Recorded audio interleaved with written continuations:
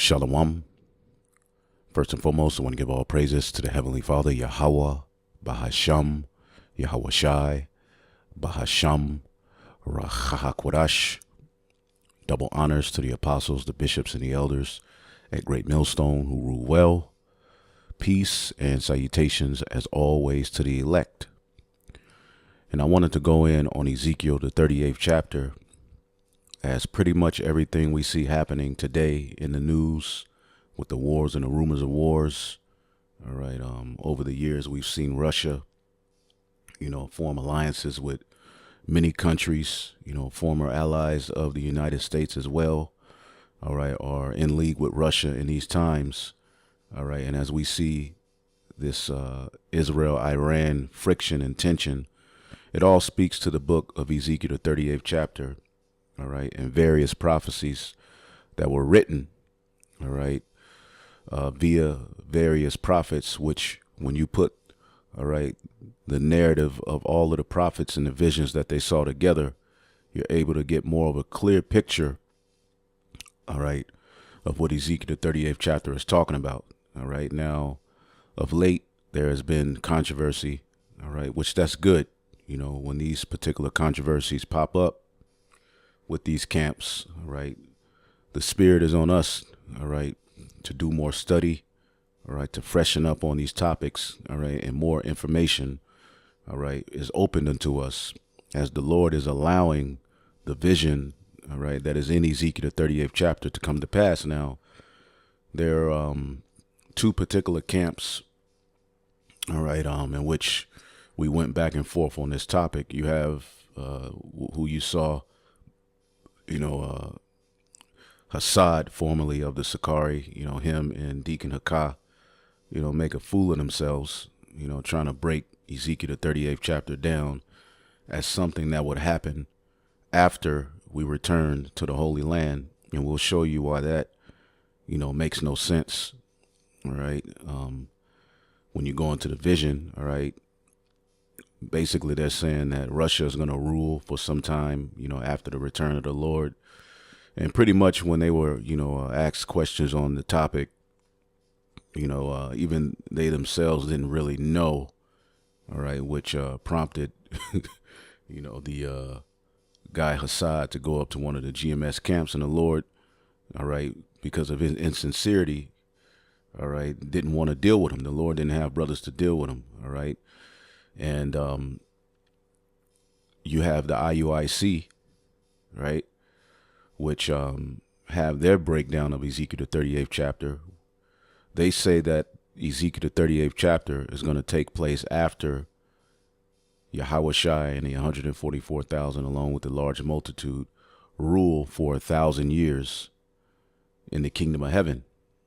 All right, so you have, Sakari, their breakdown, all right, that ultimately, when we return back to the land at some point, Russia, all right, which they say Russia, but when you read this vision, it's going to be more than Russia, all right, that are accompanied with this prophecy. So Russia, Iran, Libya, and these various different nations are at some point after we're back in our land, with spiritual bodies are going to ultimately come up against us and I guess be obliterated.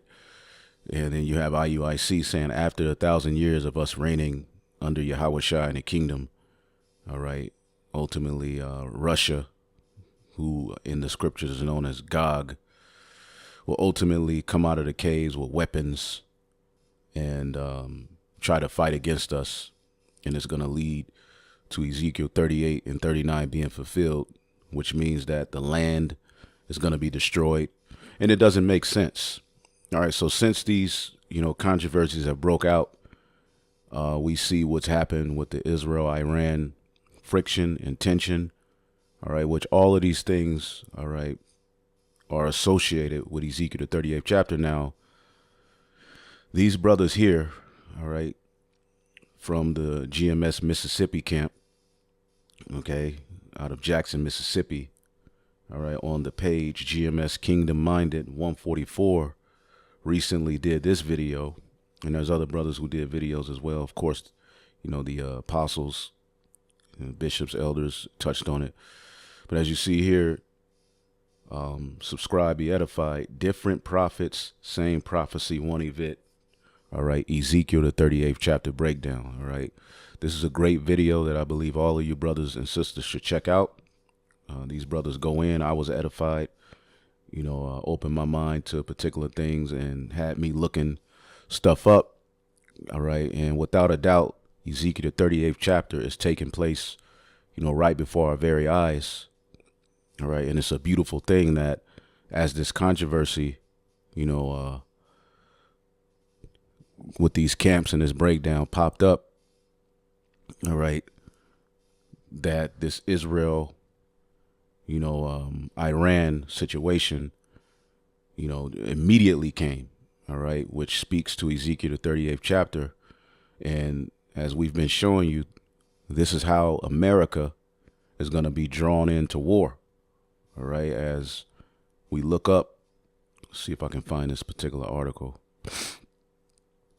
Okay, as you look up what's happening, all right, we know that United States and the state of Israel, are in cahoots. They're in league. The U.S.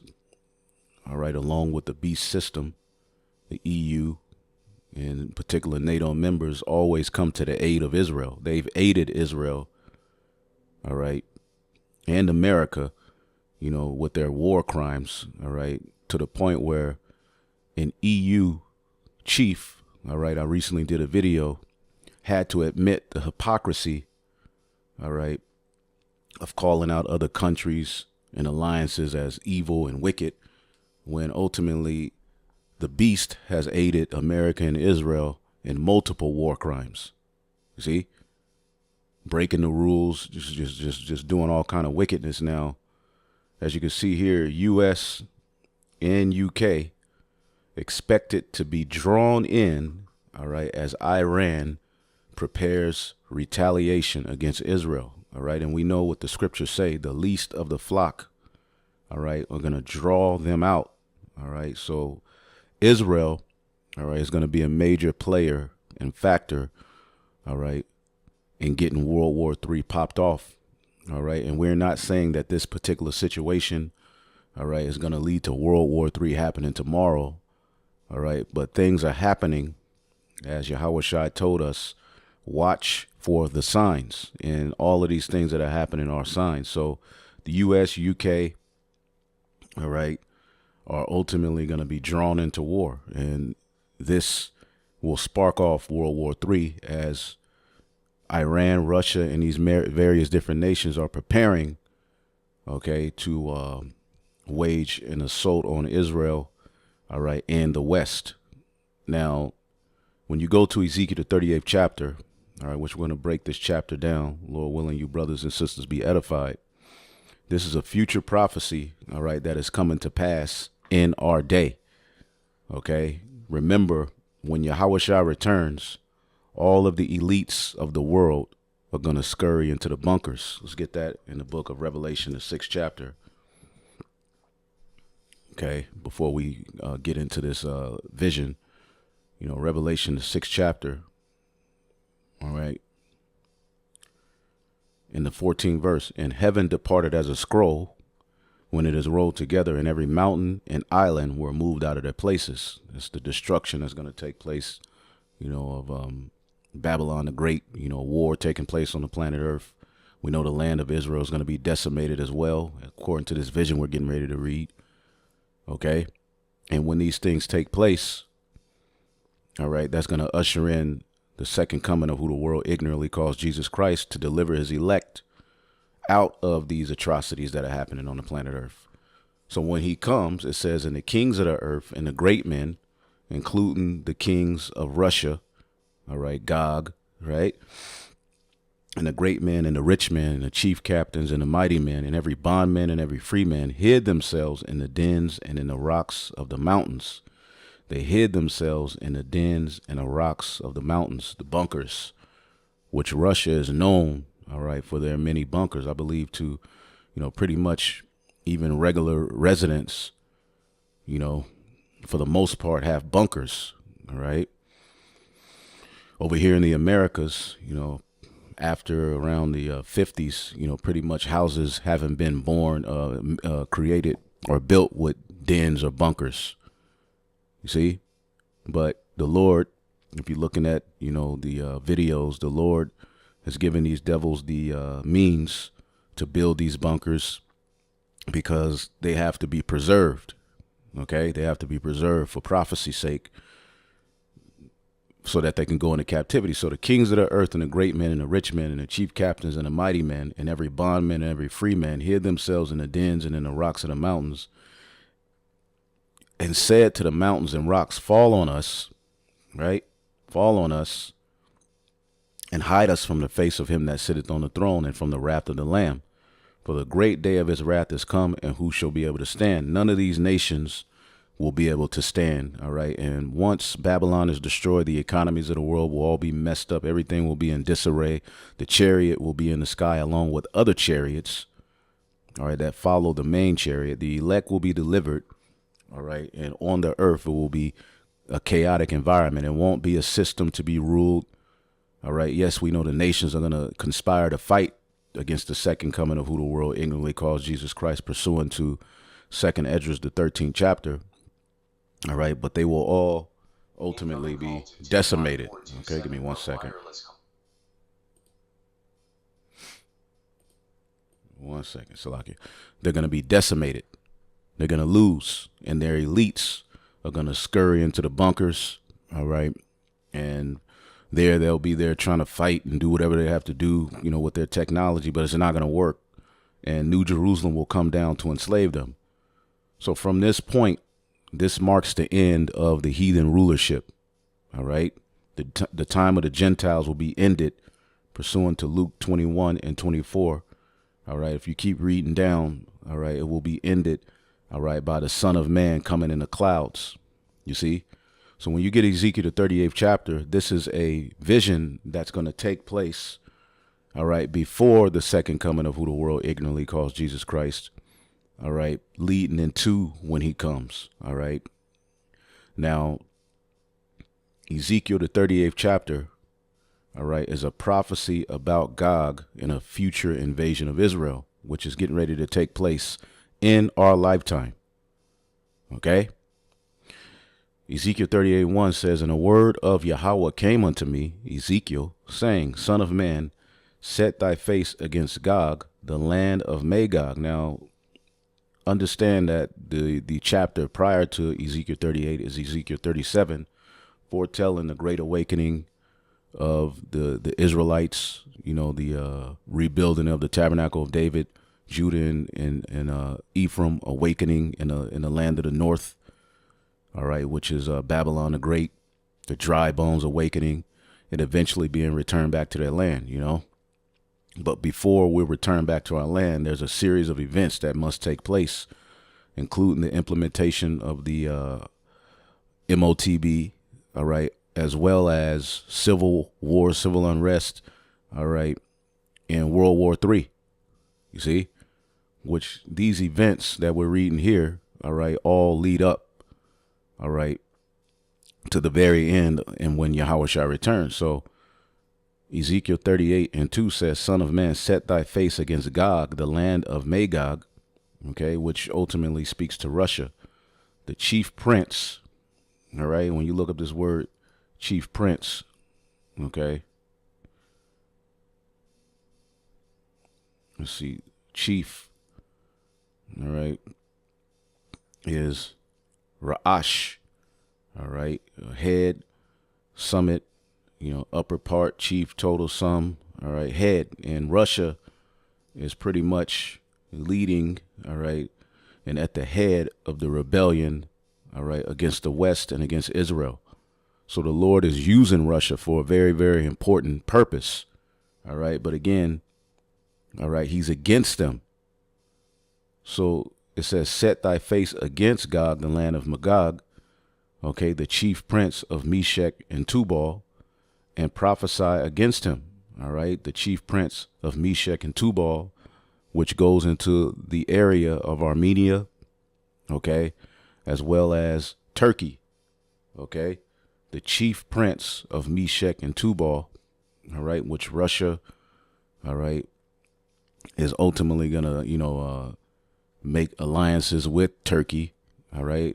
Recently, all right, Armenia, which will show you in prophecy, have recently made arms deals with Russia, all right. And all of these nations, all right, are aligning themselves together for the purpose of coming against Israel, all right, and leading and waging war against the West, as we'll show you. Okay, it says, and say, thus saith the Lord God, behold, I am against thee, O Gog. See, the Lord is against Russia. All right. You can't give Russia too much credit. It's just that they're being used in end time prophecy to lead a rebellion against the West. All right. And against those small hats. All right.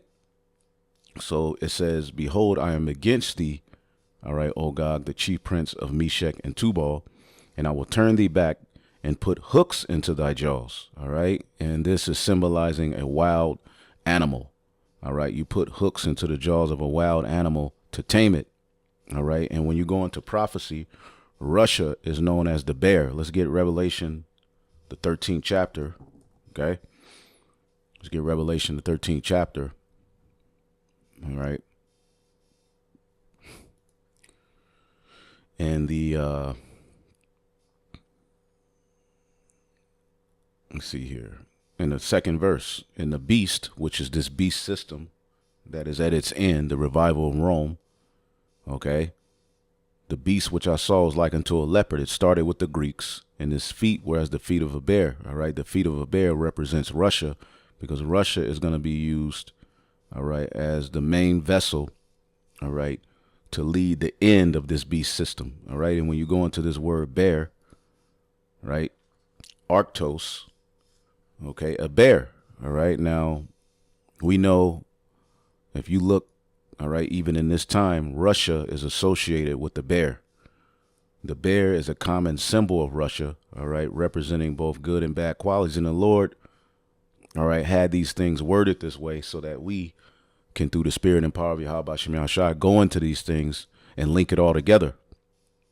Okay. The bear is a common symbol of Russia, representing both good and bad qualities. It has been used in Russian society since the 16th century, representing national pride, strength, power, and might, as well as ferocity and club-footedness. All right. And, you know, you can go and look up more on that. But as you can see here, a Romanized Russia, widespread symbol generally of the Eurasian brown bear. All right. You can look, you know, more into that. But here in the book of Revelation, the 13th chapter, the way that this beast system will be ended, all right, you know, will be led by Russia, Arctos. All right. And when we go to the root word, what do we see here? Archeo, which means what? To be possessed of unfailing strength, to be strong, to suffice, to be enough, to defend, to ward off, to be satisfied, to contend, to defend. All right. And we're seeing, all right, Russia, all right, even with this particular situation with Iran, all right, they're being used as a defender. Okay. As you see here, Russia said to be delivering advanced, all right, air defenses to Iran. All right. And it's not just Iran that they're helping. All right. Because Iran depends on Russia for military might. Russia depends on Iran for oil. All right. Which they have other alliances as well. All right. The BRICS. Okay. And so forth, which will tie into those things. But ultimately, Russia is going to be used, all right, as the main tool, all right, to gather these various different nations, okay, to come up against Israel, which is going to draw the West into battle. Okay. And even if this isn't, all right, the very time where it'll happen, it's going to happen eventually. Okay.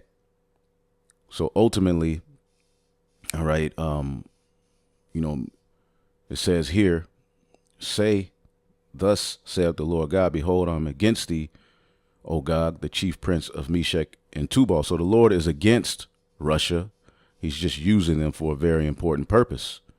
All right. And I will turn thee back and put hooks into thy jaws. All right. Because if you know anything about history, since the Cold War so-called ended, NATO was formulated. All right. And the USSR, all right, ultimately disbanded. Give me 1 second. All right. The USSR disbanded. Okay. And pretty much it became less dominant. All right. And NATO in the West, along with the EU, were pretty much the powerhouse. Okay. But we're living in a time where now the Lord is putting hooks into the jaws of Russia. Okay. For the purpose of prophecy. All right. He's bringing them back into that old Soviet spirit. All right. And many nations are aligning themselves with them. All right. Which is what this vision foretells. Okay. So, prior to, in the 90s, before the USSR disbanded, it was a world power. All right. The United Social Republic, the United Social or Soviet Republic was pretty much a united government. It was a world power. Okay. And you have to understand, they were the first to put satellites in space. They were the first to so-called send a man to space. Okay. But they fell off. All right. And there's been constant friction between the West and Russia. Right. And NATO was created for the purpose of, defending itself. All right. Defending Babylon against Russia. Okay. And pretty much you can go back to the time of Gorbachev. All right. Russia got weak. They fell off. The USSR disbanded. But we're living in a time under Putin. All right. Where they're getting back into that Soviet spirit. All right. And balking and mocking the West. See? So it's a beautiful time to be alive. Okay. So let's see here. Let's keep reading. It says, and I will turn thee back and put hooks into thy jaws. All right. And I will bring thee forth that bear and all thine army, horses and horsemen, all of them clothed with all sorts of armor. All right. Even with a great company of bucklers and shields, and all of them handling swords. All right. And man, Russia has one of the #1 militaries in the world. All right. They're aiding various different countries who are aligning themselves with them. All right. With defense systems. All right. Missile assault, systems. Okay. To where pretty much Russia is formulating its own beast system. All right. And of the particular nations that are going to be aligned with them. Okay. You have Persia. All right. That's Iran. Okay. Now, currently we see a back and forth between Israel and Iran. All right. And Russia, okay, has interest with Iran. Now, to understand that tie, let's get a quick article here real quick. All right, which these brothers brought this out in their video, the Persian-Russian connection. All right, Tehran's ties with Russia are growing, making Iran a stronger force in the region and increasing the danger it poses to the United States and its allies. See, and Israel is a big-time ally of the United States. Okay, the United States sends billions of dollars in aid, sometimes monthly, all right, to aid Israel. All right, this is how Israel, all right, as small as it is able to get away with so much because they have the backing of the United States. They have the backing, in some, points of the UK, all right, and other countries. But as you can see here, it says the latest Gaza war is more than just another bloody round of endless conflict between Israel and Hamas. All right. The fighting is a product of a shifting Middle East where new alliances are transforming the politics of the region. Although the Biden administration and other allies of Israel has been promoting, all right, Israeli-Saudi normalization as one such alliance, a counterforce is already in the works, deepening ties between Iran and Russia. All right. Now, again, when you get Ezekiel the 38th chapter, if you're saying that this is going to take place after the 1,000-year period, okay, or after we're back in the land, you're not just saying that Russia is going to come up against us when we're back in the land. You're saying Russia, Iran, Ethiopia, Libya, and all of these various different, countries are going to be in some form of power, after Yahweh Shai returns. And somehow they're going to gather all of these weapons, all right, even though the scriptures tell you that their armies are going to be destroyed. So these people don't know what the hell they're talking about, man. Okay? Now, let's go back here. Give me 1 second here. Let's go back to this article. It says, from Tehran's perspective, all right, an informal alliance with Russia is ideologically and historically odd, all right, but it's strategically enticing. It's prophecy is what it is. All right. Iran and Russia have been rivals for almost 2 centuries. Iran's former supreme leader, all right, hated the Soviet Union almost as much as he hated the United States. All right, scorning godless communism and seeing the Soviet Union as an aggressive power that sought to undermine Iran's revolutionary regime. But today, the Islamic Republic needs a great power backer as Russia fits their bill. Even if Russia arms are deficient compared with their Western counterparts, Moscow can provide a full range of weapons, all right, that Iran desperately needs. All right, and to this, all right, add to this a friend on the UN Security Council that gives Iran diplomatic clout, as well as their mutual rejection of democracy and human rights. All right. And Iran's infatuation with Russia, all right, becomes even more understandable. So it's prophecy, and we'll read this last paragraph, and you can find this article and get it on your own. Moscow's interest in Tehran is a bit harder to explain. It starts with the range of common interests that are generally anti-U.S., all right, as well as anti-small hat, as we can see, opposed to democratic values, wary of Sunni Muslim fundamentalism. Indeed, the modern Iran-Russia relationship initially grew from cooperation, all right, between their prospective intelligence services to looking to keep an eye on various Sunni fundamentalist groups that emerged in the Caucasus and Central Asia. All right, also in the area of Syria. All right, Iran and Russia has interest, which America funds these particular groups to go over there and disrupt and cause chaos. All right, so that they can steal the resources, because the land of Syria is rich in resources.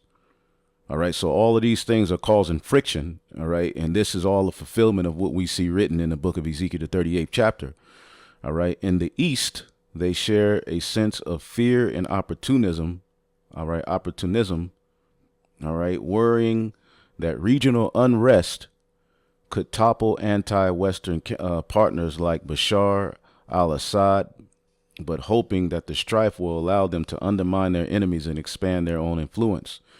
All right, and you can keep reading this, all right, which I don't want to go too far in it because we're going to break the chapter down. But as you can clearly see here, all right, Russia and Iran, Persia, okay, Persia is modern day Iran. I believe in 1935, they changed their name to Iran. All right, then it says Ethiopia. I mean, all you have to do is look up Russia-Ethiopian ties. All right, as Russia has joined forces with Ethiopia, or Ethiopia needed Russia, right? And pretty much they've built embassies in each other's countries. Russia has trained up Ethiopia's military, and now their ally, Libya, which we know Libya is mad as hell at the West. They're aligning themselves with Russia. All you have to do is really type in, okay, Russia, Ethiopian, all right, military corporation. See what comes up. I guess I looked that up before. All right, but does Russia support Ethiopia? I mean, these things are happening now in our time, okay? Following the Ogaden War, the Soviet Union strengthened its ties with Ethiopia. Moscow provided, all right, the Derg with more than $11 billion in military aid. All right. What? Being an aid into them, leading to the creation of the largest army in sub-Saharan African. Okay. So you can go into this history if you would like to get more understanding on it. All right. But there you go. Okay. Africa in the news, Russia's military foothold. All right. Ethiopia's first. And here we go. The internet is starting to trip. Oh boy. All right. But there you go. You can look that up. You can look up Russia, Libya. All right. Relations. Okay. Russia also regards Libya as one of its stronger allies in the Arab world. Okay. So there you go. I mean, and has supported stabilization in the country following the aftermath of the Libyan civil war, which we know, the West had a lot to do with that. They're destabilizing a lot of these, places so that they can work their wickedness, set up their government, steal resources, and be the devil, which all of them are the devil. All right. But the West is a special devil. All right. Give me 1 second here. Give me 1 second. Salakia.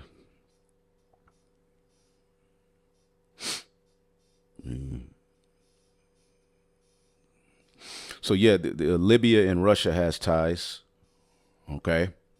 Let's go back to Ezekiel 38. Okay. It says,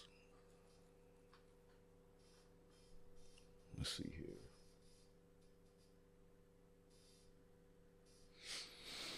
All right. And again, Iran, which is Persia, they depend on Russian military aid to protect them from those small hats. And as we can see here, Russia said to be delivering advanced air defenses to Iran, all right, as Tehran tells ties, all right. Iranian officials say Russia has begun delivering advanced air defense and radar equipment to Iran after Tehran asked, all right, for the arms, all right. So there you go. Okay. And all of these nations are going to form a coalition, all right, to come up against the land of Israel. This is happening in our time. This is happening now, right before the return of the Lord. It's not going to happen afterwards. Okay. It says Persia, Ethiopia, and Libya with them, which we just showed you small, just which you can look these things up. And if you find anything, put it on the comment board so that those who read the comments can learn more. If you find something of any particular ties or something you want to look up or something you want to add, you may know more. Okay. We're just tying what's happening now to biblical prophecy. Okay. And again, these are all things that other prophets as well saw and spoke of. As a matter of fact, when you get the book of Jeremiah, the 50th chapter and the 9th verse, because this is going to lead to an assault against Babylon the Great. Okay. It says, for lo, Jeremiah 50:9, for lo, I will raise and cause to come up against Babylon an assembly of great nations from the north country. Okay. Aligning themselves with Russia, right? And they shall set themselves in array against her, and from thence she shall be taken. Their arrows shall be as a mighty expert man. All right. So these nations eventually coming up against America. All right. As the scriptures say, the least of the flock, I believe it's in this chapter, are going to draw them out. Okay. Jeremiah 50:45. Therefore, hear ye the counsel of the Lord that he hath taken against Babylon, and his purposes that he hath proposed against the land of the Chaldeans, Babylon the Great. Surely the least of the flock shall draw them out. So the least of the flock, all right, which when you look at Israel, all right, it's pretty much a colony of British, of the British. All right, that was established in 1948, but prior to 1948, all right, in some of the 1800s, the early 1900s, they were bringing in, all right, particular small hats to go and get into that land because they had a plan for that land. All right. And eventually they made it the state of Israel in 1948. Okay. Which they say that was a fulfillment of the true biblical Israelites returning to that land. It wasn't. So the least of the flock, okay, is Israel is going to draw Babylon out. All right. Which is going to basically, they're going to be made desolate. And ultimately, at the noise of the taking of Babylon, the whole earth is moved. All right. And their cry is heard among the nations. So these are things that are getting ready to happen. Okay. And various different prophets spoke of the same event, but they seen it in their, they broke it down in their own way. All right. This is a puzzle. That's why you have to go line upon line and precept upon precept. See, a lot of you dudes are reading Ezekiel, the 38th chapter. Then you read Revelation 20 and you don't understand. All right. Because ultimately the spirit is not with you. You see? Now, let's get this real quick. This is the book of Jeremiah 51:27. Set ye up a standard in the land, blow the trumpet among the nations, prepare the nations against her, call together the nations of Ararat, which is Turkey. All right, which Turkey has played the fence between NATO and Russia and, doing their own thing for years. All right, but Turkey is going to choose, all right, their Arab Muslim brothers when it's all said and done. Okay, Turkey, all right, and certain members of, the EU, all right, they're at odds with Israel with what they're doing, all right, to those Palestinians. All right, they're calling them out, as we'll show you, right? Ararat is Turkey, all right? Many is Armenia, which over the years have, been back and forth. I mean, they have an alliance with Russia, the CSTO, which recently they're threatening to leave the alliance. All right. But, the question is, like it says here, let's see here. Historically, why is Armenia not in NATO? Historically, Armenia's policies have often aligned, all right, it closer with Russia than NATO members. It's a founding member of the Collective Security Treaty Organization, CSTO, all right, an alternative Russian-led military alliance. All right, and right now they're threatening, all right, I'm pretty sure if you look up into the news, all right, Armenian leaders announcing plan to leave Russian-dominated alliance, all right, talking about their plan in war, but ultimately all of them are going to agree in one. Russia and Armenia have always kind of like had a, a back and forth relationship. Okay.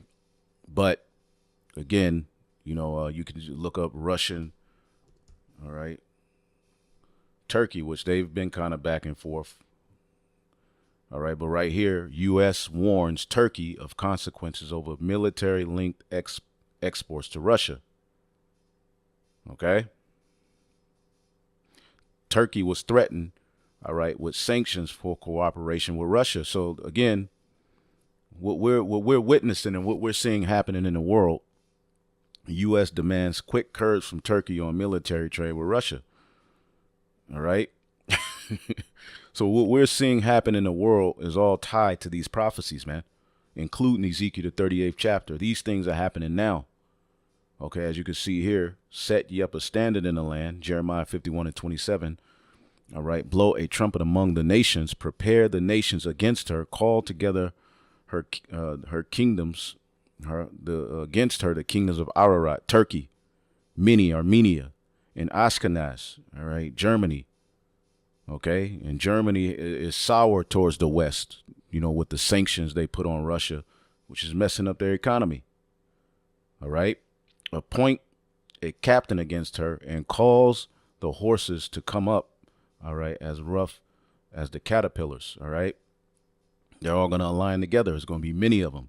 Prepare against her the nations of the kings of the Medes. Now, when you look up the Medes in prophecy, all right, we know the Medes were Japhetic. Japhet has no hold, all right, in end-time prophecy. They have no input in end-time prophecy. Okay, the Japhetic people, had their rulership under the Medes, but In prophecy, all you have to do is look up. Let's see if we can look it up for you. Look up ancient the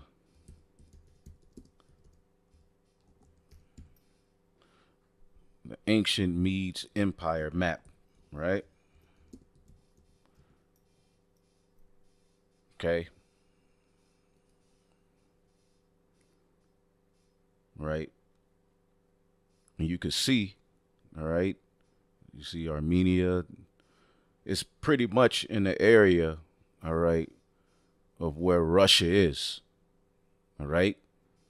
So when you see the kings of the Medes in prophecy, it's speaking to Russia today. All right. Because when the USSR was all together, they ruled in the area where the ancient Mede Empire was, man. Point blank, period. Okay. Let's see here. All right. It's all in that area. See? All right. This is the, all right, Soviet Union. All right. USSR. All right. Before it disbanded, this is what Russia had to itself. Now, as you can see here, all right, the Caspian Sea right there. Along these lines, you go to the ancient Media Empire. All right, it's in that area. All right, see the Caspian Sea right there. All right, this is an ancient map, but today's map, ultimately, boom, Russia ruled in this area, so it points, all right, to the USSR dominance. So, again, when you go into prophecy and you see the Medes, right, that are tied to end time prophecy, that's really speaking to Russia. All right, because Russia rules in the land, all right, where the original Japhetic people once dwelled. Okay, Isaiah 13 and 17, behold, I will stir up the Medes against them, all right, against the west, which shall not regard silver, and as for gold, they shall not delight in it. And that's the BRICS alliance right there. All right, where they're trying to pretty much formulate their own currency, which it will be digital, to get around, all right, the power of the petrodollar. All right, which Saudi Arabia, one of America's number one, oil partners, has ended an alliance they had, and they're siding with the BRICS nations. So when you see the Medes in prophecy, okay, this is talking about, all right, the, as you can see here, Jeremiah 51 and 11, make bright the arrows, gather the shields. All right, the Lord have raised up the spirit of the kings of the Medes. All right, for his device is against Babylon to destroy it, because it is the vengeance of the Lord and the vengeance of his temple, his people. All right, so that's not talking about the true Japhetic people. It's speaking of the people who rule in this land now. And the chief over that area is Russia. Okay? Gog. Okay, so going back here, Jeremiah 51. All right. And 28, prepare against her the nation with the kings of the Medes. These nations are going to be joined with the kings of the Medes, which is Russia, and the captains thereof, and all the rulers thereof, and all the lands of his dominions. All right. And the land shall tremble and sorrow, for every purpose of Yahweh shall be performed against Babylon, to make the land of Babylon, all right, a desolation without inhabitation. See? So going back to Ezekiel, the 38th chapter, okay, we can see that different visions that different prophets saw align, all right, with everything that's happening here in this chapter. All right. But different nations are named directly. But the spirit has to be working with you to put these things together, man. Okay. So let's keep reading. All right. Ezekiel, all right, 38 and 5. Persia, Ethiopia, and Libya with them. They're going to be with Russia, all of them with shield and helmet. All right, verse 6. Gomer and all of his bands, okay, which I believe speaks to Germany. Okay, now Germany, all right, currently has ties with America. All right, we know they're a part of the EU. All right, Germany, shares values with the West and with Israel, but all of that's going sour in these times. Okay, because of the way that they're moving. And as the scriptures say in the book of Obadiah, right? The book of Obadiah, the first chapter, or the only chapter, right? Which here in Obadiah 1:1, I broke this down wrong some weeks ago. As you read here, Obadiah 1:1, the vision of Obadiah, all right, which really is a vision against, all right, those small hats and against the West, okay? Their ill dealings are going to lead to the end of Esau, Edom. But it says, thus saith the Lord God concerning Edom, we have heard a rumor from the Lord, okay? And an ambassador is sent among the heathen. Arise ye, and let us rise up against her in battle, all right? And when you go into history, this individual here, all right, Gamal Abdel Nasser, all right, pretty much led a rebellion against those small hats. And pretty much he considered Israel, you know, a bridgehead of Western imperialism, which they called a conspiracy theory, but he was right. Okay. And as you can see here, he appointed himself prime minister, launched the war of attrition to regain the Israeli occupied, all right, Sinai Peninsula, all right, which there's a lot of history that ties into that, all right, but ultimately an evil eye, you know, over the years have been turned towards those small hats, okay, and as you keep reading down, they will become small among the heathen, hated, and everywhere you look, everybody's cursing these devils out. When you go here to the book of Obadiah, verse 7, I'm going to read this in the NLT, okay, it says, all your allies will turn against you. They will help to chase you from your land, okay? They will promise you peace, all right, while they plot to deceive and destroy you. Your trusted friends will set traps for you, and you won't even know about it. And this is what's happening right now as these alliances amongst the EU, all right, and these various different nations that have aided Babylon the Great, that have aided, all right, those small hats, they're all disbanding right now, all right, and moves are being made. And many countries are eventually going to side with Russia. All right. But as you see here, Ezekiel 38:6, it says Gomer and all his bands. All right. The house of Togarmah. All right. Turkey. All right. Of the North Quarters and all his bands. All right. And many people are going to, you know, side with these nations, man. And many people with thee. Okay. Be thou prepared and prepare thyself, thou and all thy company that are assembled unto thee. Be thou a guard unto them. So Russia is going to be a guard unto these nations. Okay. The word guard is mashamar.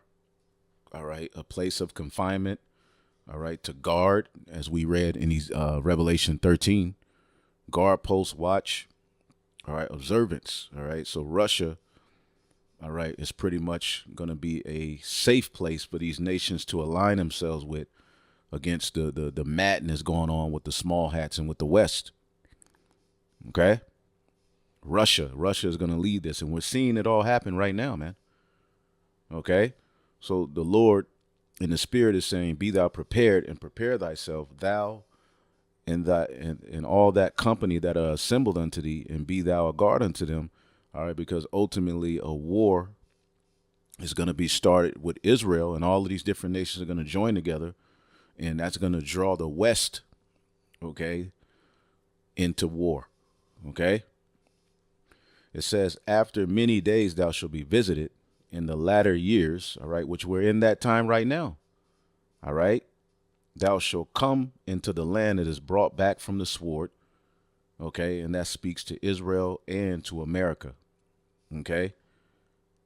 It says, and is gathered out of many people, all right, against the mountains of Israel, all right, and all of these nations are going to come against, all right, the government, all right, against the power of Israel, all right, which we know that is an establishment, all right, of the British, all right, which is why America holds so dear unto them, which have always been waste, all right, and what does the scripture say about that land, all right, in the book of, let's get Luke, the 21st chapter, right?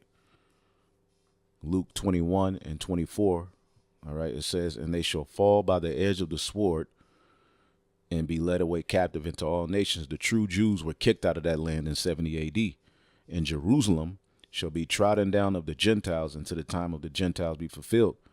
All right. So we're living in that time where the time of the Gentiles are being fulfilled. So Jerusalem will be under the control of, all right, absolute devils. All right. As the scriptures say, let favor, see here, let favor. All right. Isaiah 26:10, let favor be shown unto the wicked, yet he will not learn righteousness. And in the land of uprightness, where he is in that region, he will deal unjustly and will not behold the majesty of the Lord. See? So Jerusalem will be trodden down of actual Gentiles, heathens, until the time of the Gentiles be fulfilled. Now let's look up this word times. All right. The word times of the Gentiles, kairos. Okay. Do measure. All right. All right. Opportune or seasonable time. A fixed, indefinite time. The times where we are in now. The time when things are about to be brought to a crisis. All right. The decisive epoch awaited. All right. The limit period of time that they have to rule is getting ready to be over. All right. And the priest Tazamah brings out something in this definition. I have to find it. All right. But it's dealing with prophecy being fulfilled. You see? Forget where it's at. That's too much to read through. All right. Equivalent to what time brings, the state of times, seasons. All right. The last period of the present age. All right. The time just before the return of Yahweh Shai. And we're witnessing these things happening right before our very eyes, before the return of Yahweh Shai. Okay. In the time of the Gentiles are being fulfilled, because in Ezekiel 36, it tells you, all right, how these heathen would pretty much have control of the land. Ezekiel 36:5 says, therefore, thus saith the Lord, surely in the fire of my jealousy have I spoken against the residue of the heathen and against all Idumea, the Edomites, which have appointed my land into their possession with the joy of all their hearts, their minds, with despiteful minds to pass it. All right, to cast it out for a prey. So they're casting it out for a prey because they're not ruling the way the Heavenly Father wants them to rule. Or that, I mean, not wants them to rule, or is supposed to be ruled. So the residue of the heathen, you have, you know, the Arabs, you know, some Elam, you know, Palestinians, and all Idumea. You know, they pretty much came to an agreement where, you know, you can have this portion of the land, you can have that portion of the land. But since then, they've been at war over the land. All right, with the small hats being on the offense, breaking covenants, all right, and ultimately ethnically cleansing, all right, those Palestinians out of that land. So that's why I said it's been laid waste. All right. It says, but it is brought forth out of the nations. Let's read this in the NLT, right? It says, a long time from now, you will be called into action. And Russia is being called into action with all of these different nations. Okay, again, if you're saying that this is speaking of a time after we return to the land, not only is it Russia, you got Libya, Iran. So if you're saying this is after the Lord returns, right, then you're saying pretty much after the Lord returns, all of these nations are going to be in some form of power under Russia, which doesn't make sense. All right, a long time from now, you will be called into action in the distant future, which Ezekiel received this vision at the time of the Neo-Babylonian Empire. And here it is now. We're in Babylon the Great. This is that distant future. You will swoop down on the land of Israel, which will be enjoying peace after recovering from war, right? And we see that they're at war now, okay?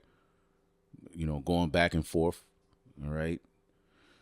And again, we're not saying that these things are going to be fulfilled all in, you know, within this, you know, particular situation we see here, but this is all a part of it. All right.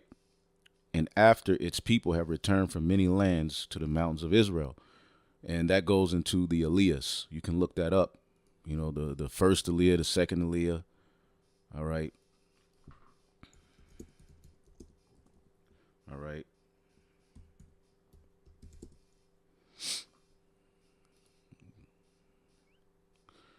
right. You can look up Aliyah.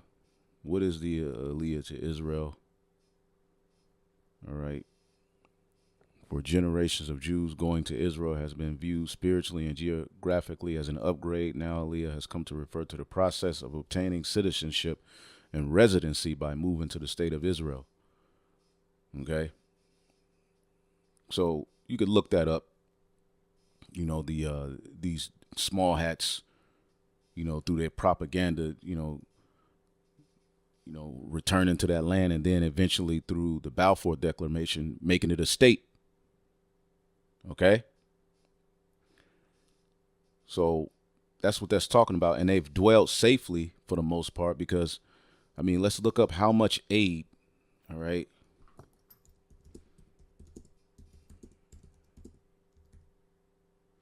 How much aid does Israel get? Okay. They get billions. How much aid does U.S. give to Israel? You're not going to get the true answers here. All right. Israel is the largest, all right, cumulative recipient of U.S. foreign aid. All right. In 2022, the U.S. provided Israel with $150 billion. Now, you so-called Negroes, Latinos, and Native Americans are over here catching hell. But they're sending these devils, all right, military aid, all right, billions of dollars. They get billions of dollars from, they get money from Germany. They get money from all over the place. All right. But here it is in 2023, between 1950 and 2022, Israel received $225 billion in U.S. military aid. And that's just military aid. But here it is. They got the nerves to call you Israelites welfare babies. So they've been able to dwell safely through being protected by the West, the British to a degree, and so forth, right? In different nations, right? So they've been able to dwell safely and chill. All right. They got all kind of attractions. They have the Pink City. All right, let's look that up. The Pink City. What's that? Forget.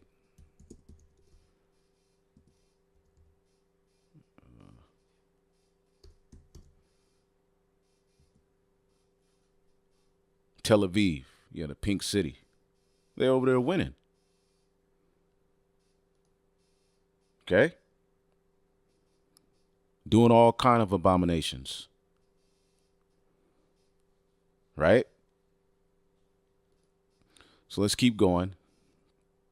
Ezekiel 38:9, and thou shalt ascend and come like a storm, and thou shalt be like a cloud over the land, thou and all thy bands, and the many people with thee. So again, if you're saying that this is after Yahushua returns and after we return to the land, or after the 1,000 years of us ruling in that land, then you're mistaken, because not only is it going to be Russia, all right, but where the hell are they going to get all these weapons from when all of their armies are going to be laid waste once they're gathered for that war? Okay, again, when these nations, when all of this is happening, all right, and Israel's, the land of Israel's destroyed, which eventually is going to lead to World War III, and America's destroyed, that's going to usher in the return of our Lord. Okay.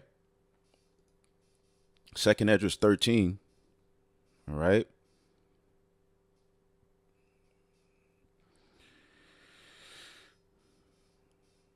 And 29, behold, the days come when the Most High will begin to deliver them which are upon the earth, the elect, and he shall come to the astonishment of them that dwell on the earth, because that chariot is going to be in the sky, and one shall undertake to fight against another. It's going to be war. One city against another, one place against another, one people against another, and one realm against another. At that time, all right, shall be when these things shall come to pass, and the signs, all right, which shall happen, which I showed thee before, and then shall my son be declared, which thou sawest a man ascending.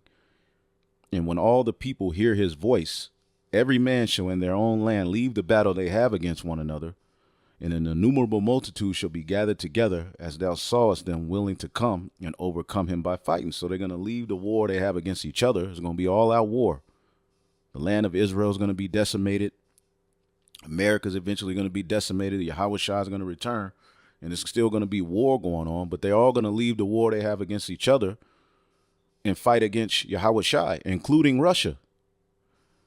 But he shall stand upon the Mount Zion. The Israelites are going to be delivered, that chariot, and Zion shall come and be showed to all men. They're going to see the elect be delivered, prepared and builded, like as thou sawest the hill graven without hands.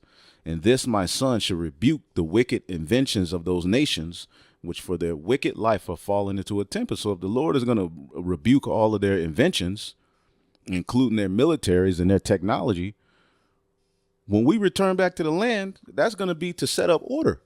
So how in the hell is Ezekiel, the 38th chapter, going to be after we're in the land ruling or after the 1,000-year period?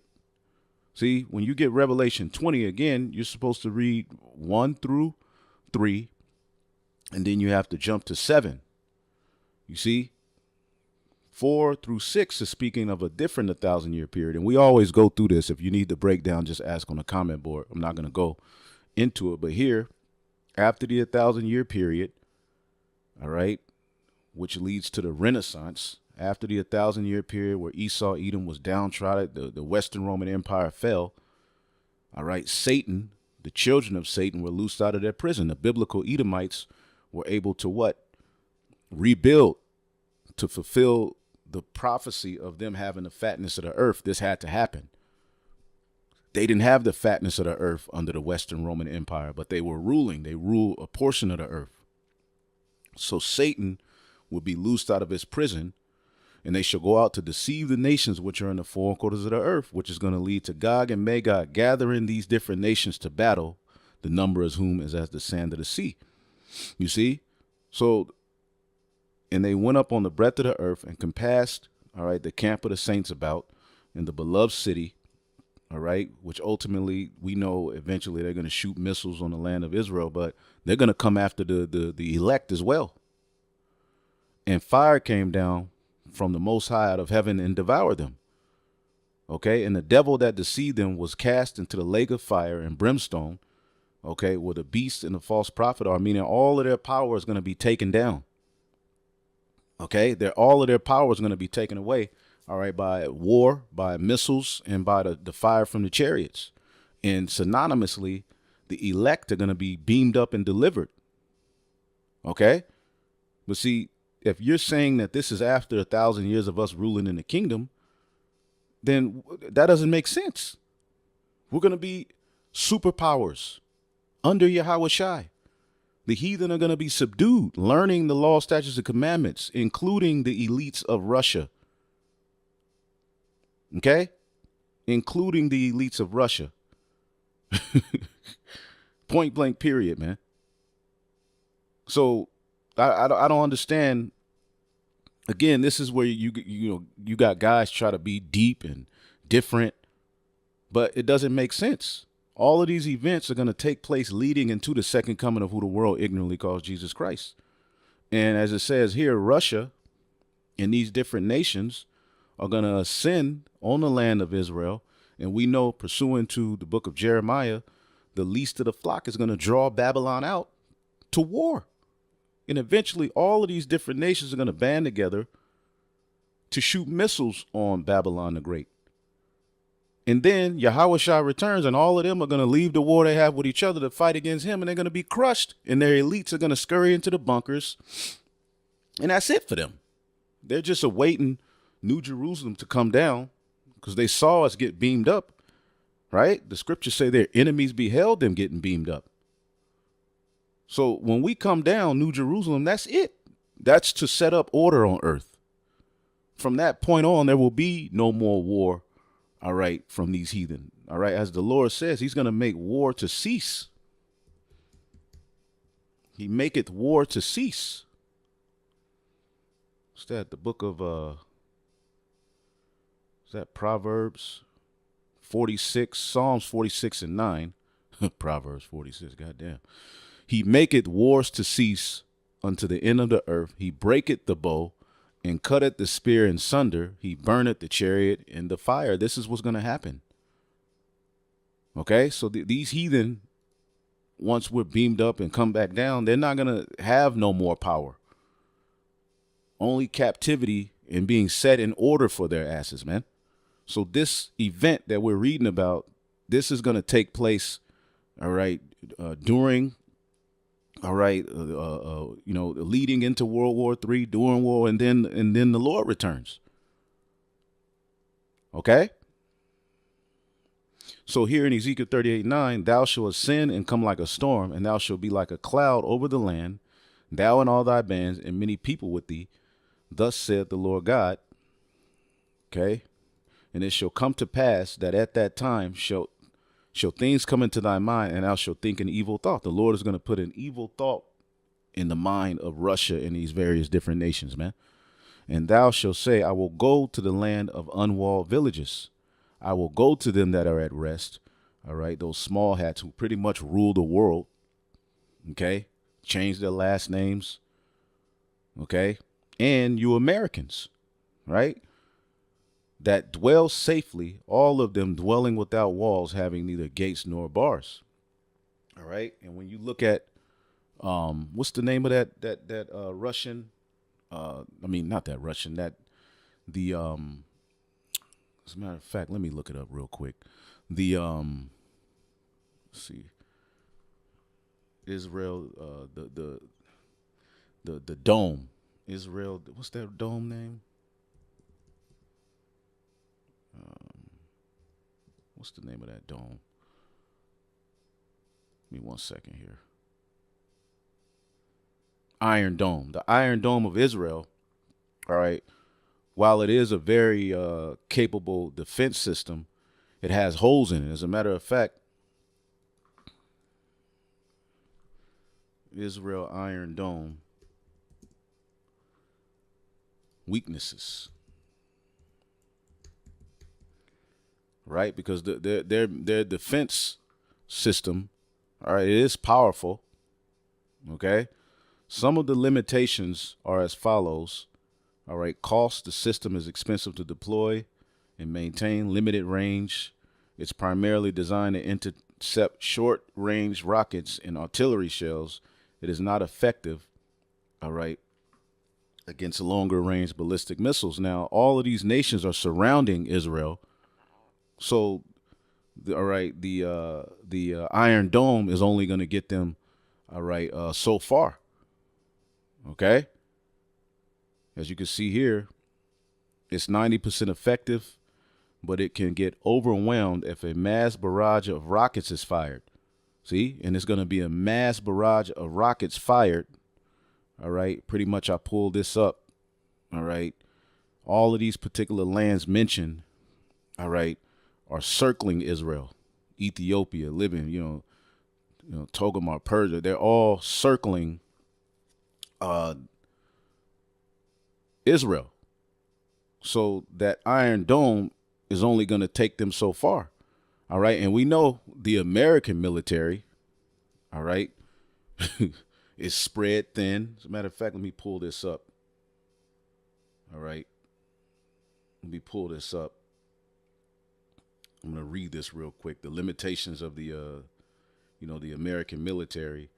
All right. The size, the military is about half the size as it should be because nobody, all right, wants to join.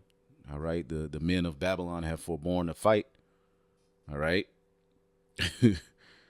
In particular, is aging faster than it can modernize, struggling to recruit young people. All right. The equipment, much of the military's, all right, primary equipment is 30 to 40 years old. The Navy, for example, needs a battle force of 400-man ships, but is struggling to fund new ships, maintenance and munitions, training. Soldiers, sailors, and others are training less than they should, all right, to compete in battle. Leadership. The government's own numbers show that the military is weak, though this doesn't reflect on men and women who serve. All right. Ability to handle multiple conflicts. Okay. The military, speaking of America's military, may not be able to handle two major conflicts at once due to underfunding, poor priorities, and shifting security policies. So just like the ancient Roman Empire, okay, the revival of Rome is spread too thin. Okay. And they're not as powerful as they once were. All right. Because of prophecy. Okay. So though Israel, all right, in America are known as powerhouses, really America and Israel aids them. Okay. They're lacking. Okay. That's why it's known as, let's go back here. Give me 1 second here. Salakia. Got a lot going on, but I wanted to get this lesson out.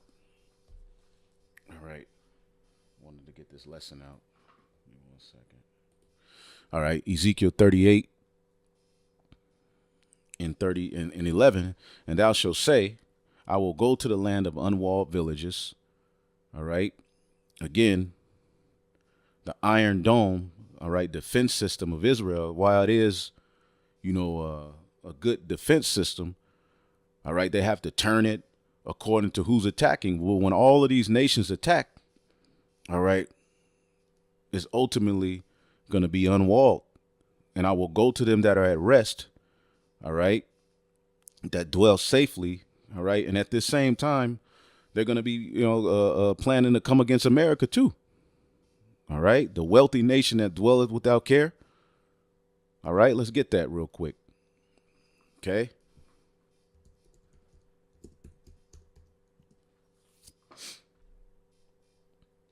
All right. Jeremiah 49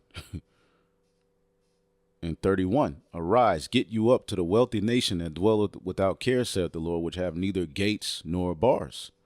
All right. America defense.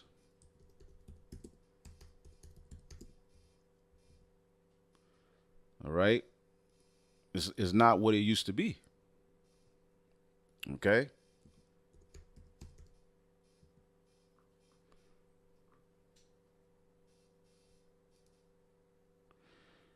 The GMD system has been effective 55% of the time in highly scripted tests in order to reach a level of 90%. All right. The United States can intercept only a handful of ballistic missiles, which Russia and them are going to have.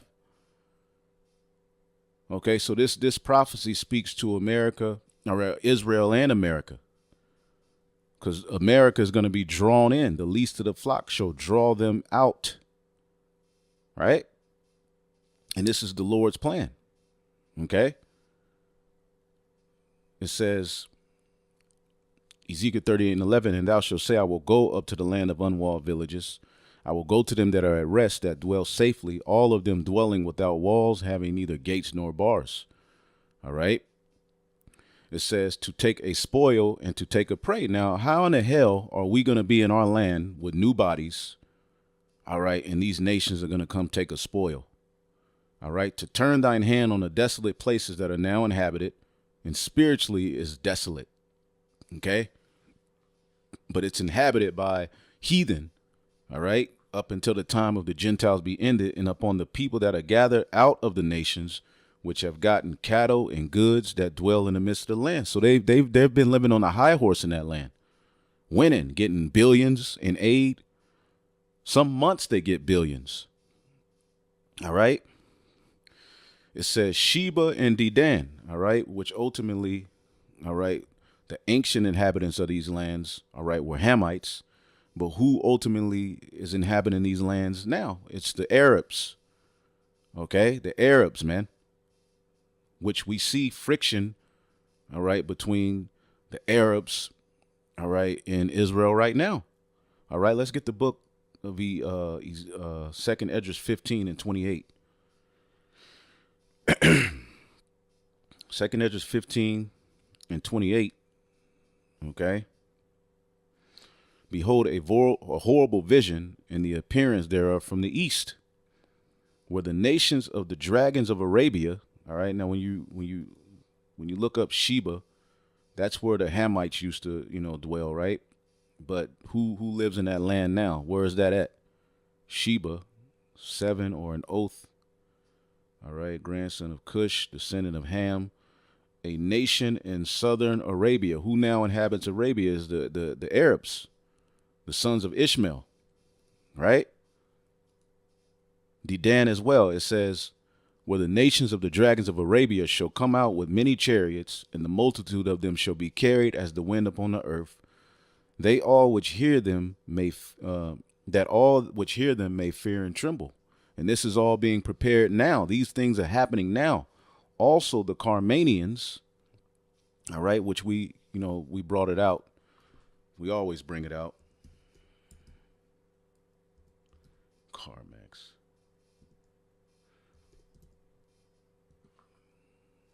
Carmania is the historical region approximately that corresponds with the current province, Iran. All right, you can just look it up. Okay. The Carmanians also the Carmanians. All right. So you see the friction between the Arab world and Israel, right? And then you see the Carmanians, Iran, raging in wrath, shall go forth as the wild boars of the wood. With great power shall they come and join battle with them. They're going to join their Muslim brothers and shall waste a portion of the land of the Assyrians. All right.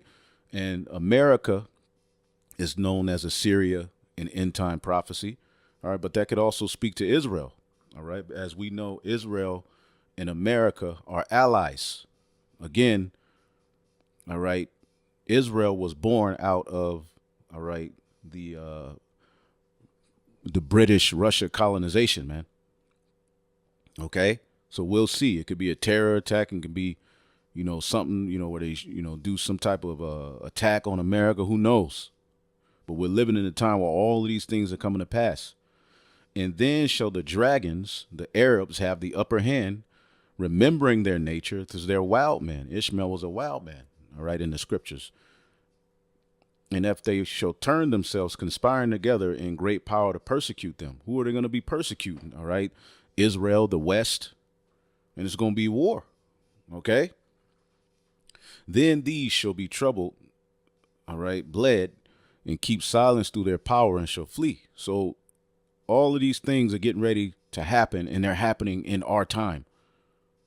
Okay, so going back to Ezekiel, the 38th chapter, right?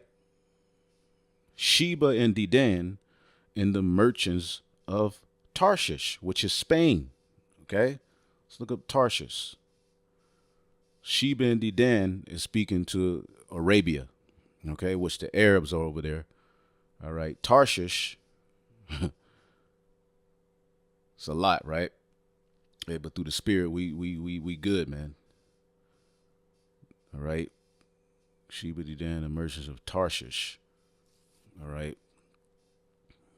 This is Spain. Okay. Tharashash Yash. All right.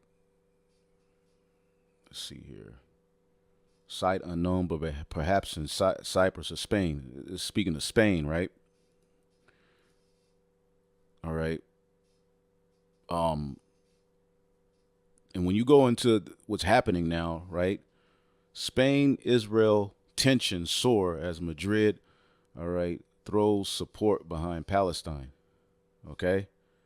Spain, whose recognition of Palestine, the Palestinian statehood, angered. So Spain is pretty much siding with the Palestinians against what those small hats are doing. And it angered the Israeli foreign minister, okay, has now joined the ICJ genocide case, meaning they're bringing up a case against the small hats, all right.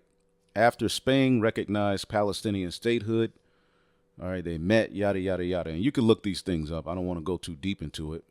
See what this says, if it says anything.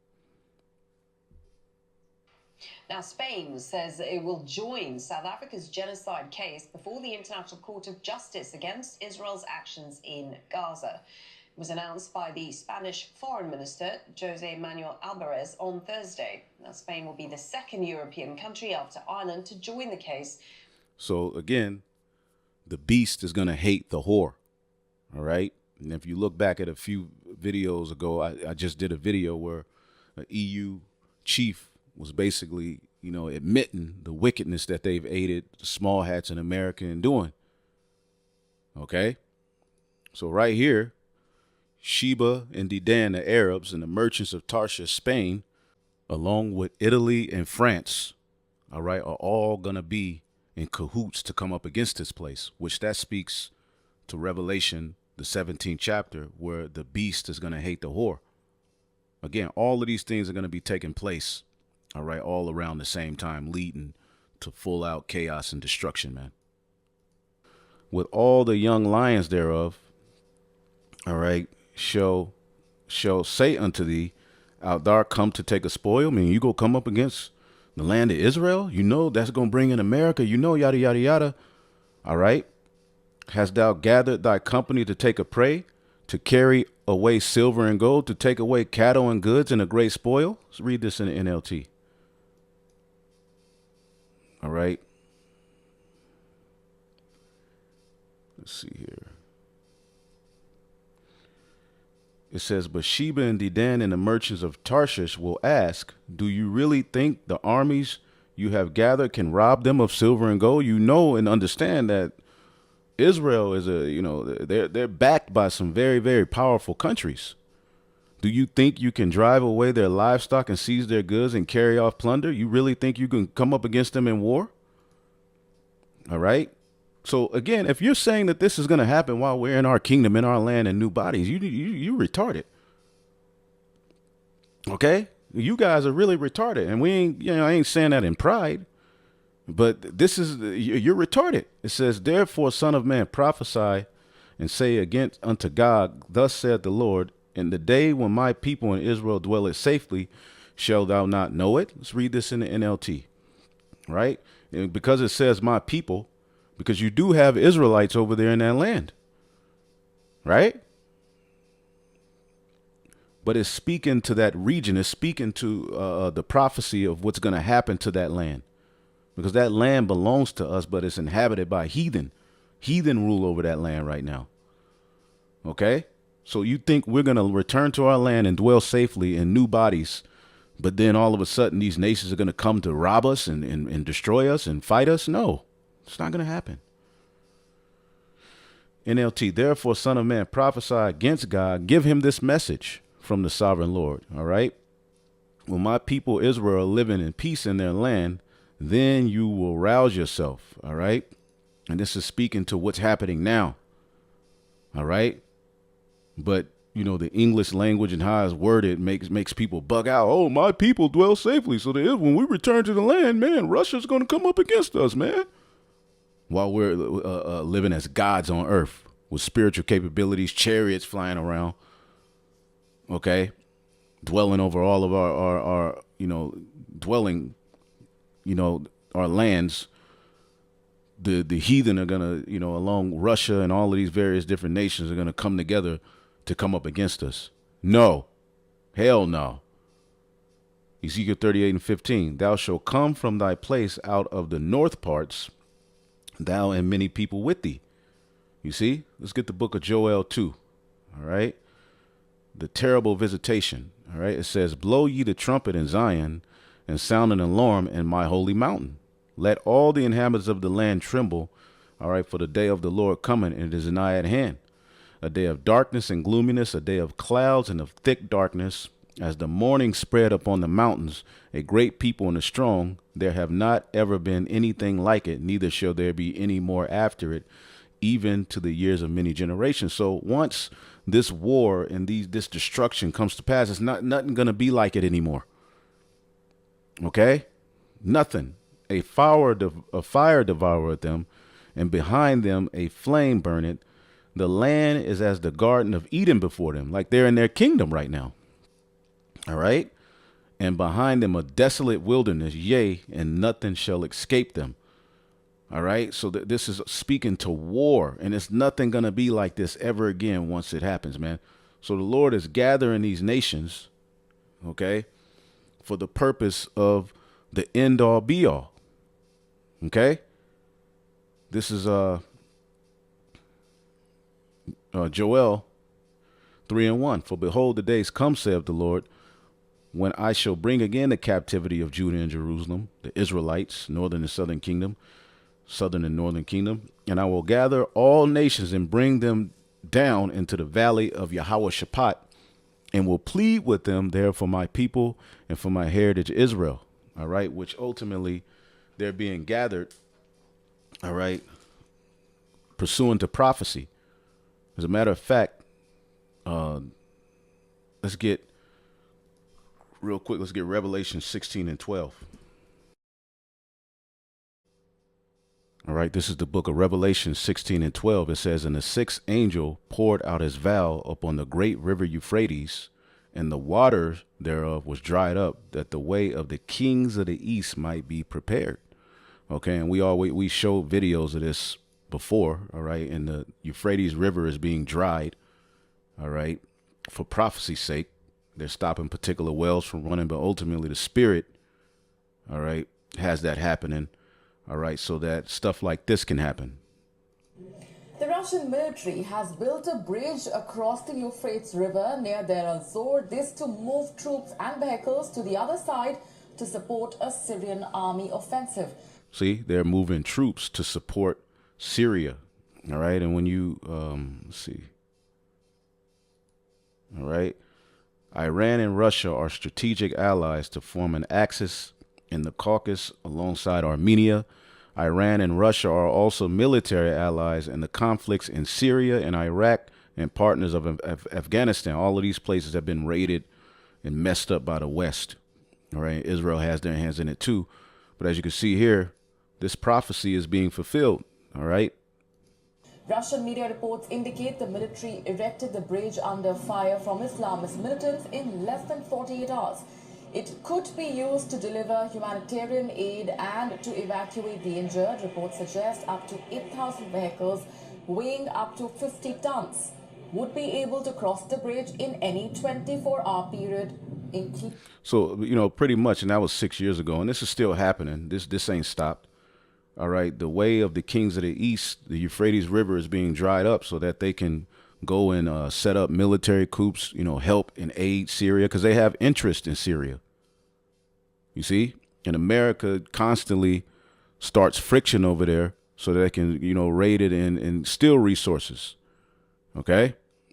And also, the kings of the east can speak to, all right, this Shanghai, all right, cooperation, all right, which the members of the Shanghai cooperation are China, Russia, Kyrgyzstan, all right, Tajikistan, Kazakhstan, Uzbekistan, India, Pakistan, Iran, observer, Afghanistan, Mongolia, all right, dialogue partners, Turkey, Sri Lanka, Cambodia, Nepal, all right, Armenia, Saudi Arabia, Egypt, Qatar, all right.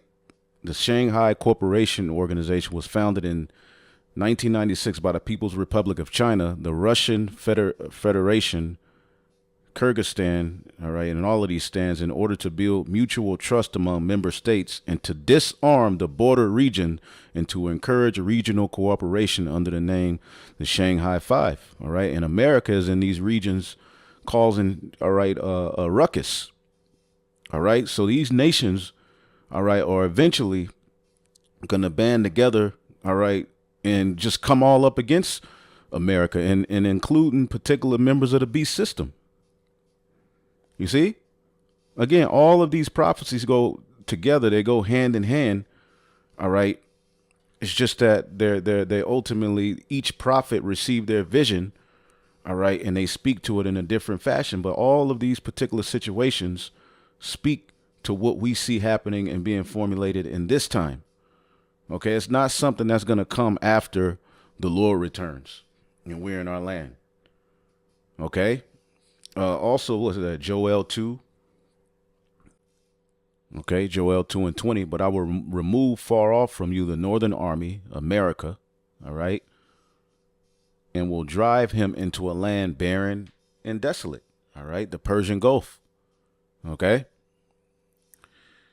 With his face towards the East Sea, the Persian Gulf, all right, which Iran is right there in that area, all right, and can destroy all of the assets and which America have over there, all right, and his hinder part, all right.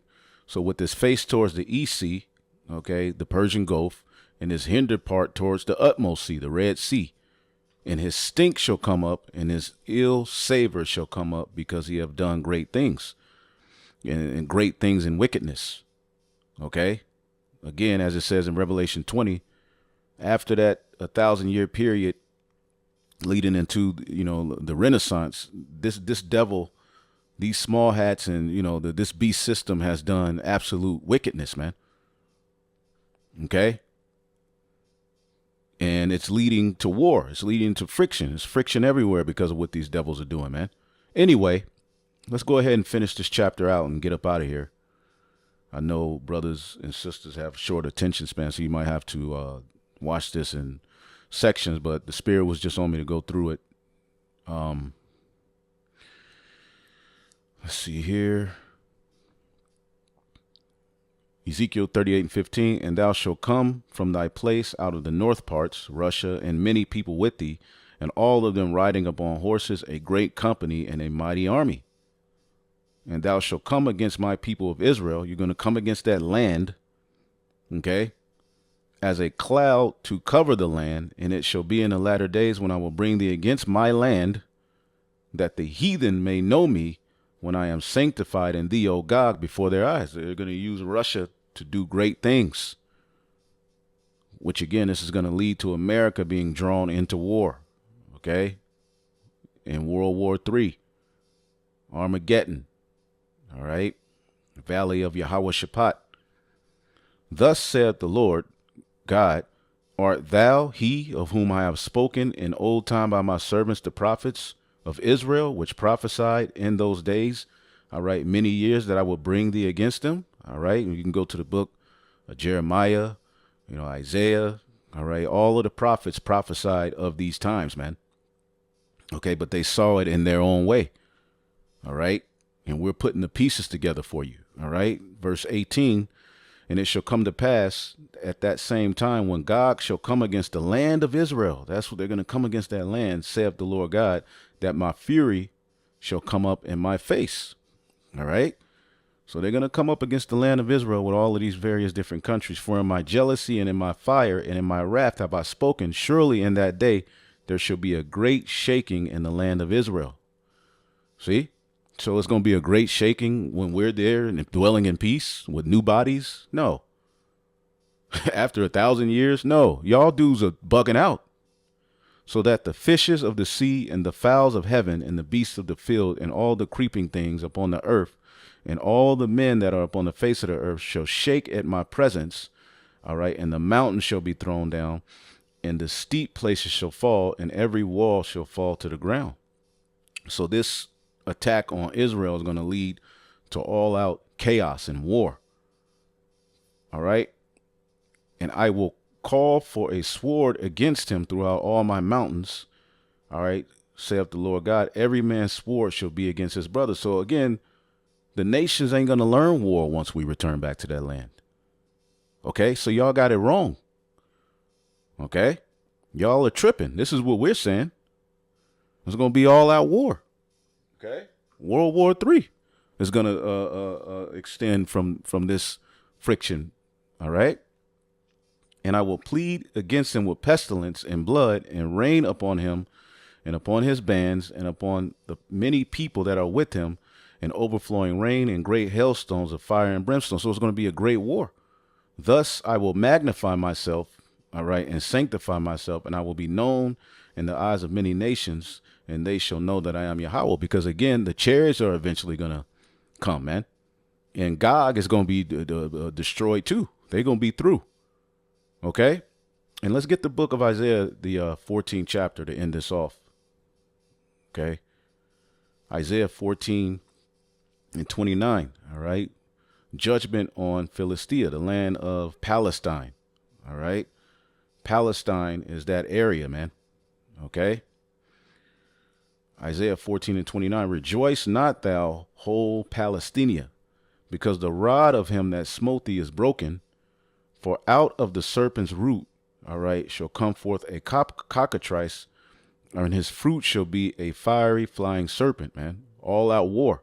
Okay. And the firstborn of the poor shall feed, and the needy shall lie down in safety.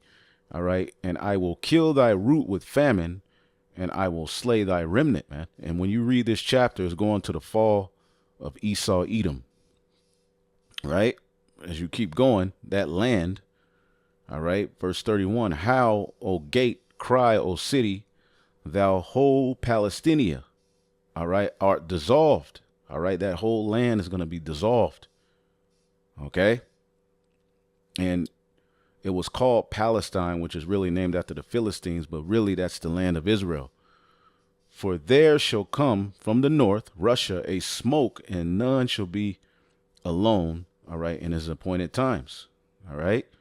So there's going to come a smoke against that land. What shall one then answer the messengers of the nations? That the Lord have founded Zion, and the poor of his people shall trust in it, because he's going to deliver his elect. All right.